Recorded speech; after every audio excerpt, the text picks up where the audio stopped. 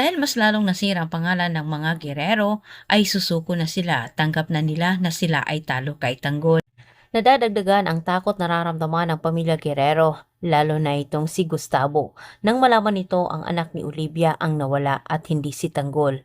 Natatakot sila na baka si Olivia umano ang magsisiwalat sa sikreto nilang dalawa ni Jackie. Sa harap ni Pilar, sinabi ni Gustavo kay Roberto, kailangan na umano nilang iligpit itong si Olivia bago pa umano may masabi ito sa mga tao. Ngunit pumalag naman itong si Pilar at hindi naman pinakikinggan ito ni Gustavo. Ang hindi matanggap ni Pilar ang pagpayag naman ni Roberto sa gusto ni Gustavo na iligpit na itong si Olivia.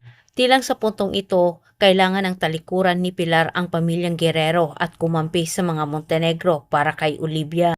Samantala sa kabilang banda, nagsabi naman itong si Marites at Ramon dito kay Tanggol patungkol ito sa pagsasalita ni Rigor laban kay Tanggol sa mga Guerrero. Ngunit si Tanggol ay walang balak na gumanti sa kanyang dating tatay, bagkus kailangan umanong pag-isipan nila ng maayos ang susunod na hakbang na kanilang gagawin ngayong papalapit na umano ang eleksyon.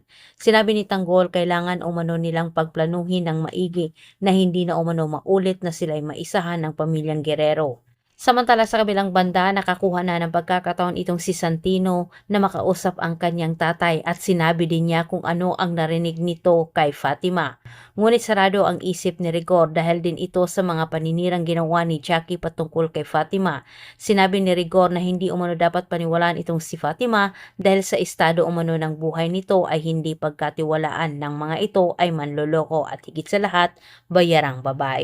Tuluyan ang nalason ni Rigor ang isip ni Santino at hindi na niya pinaniwalaan ang sinabi ni Fatima.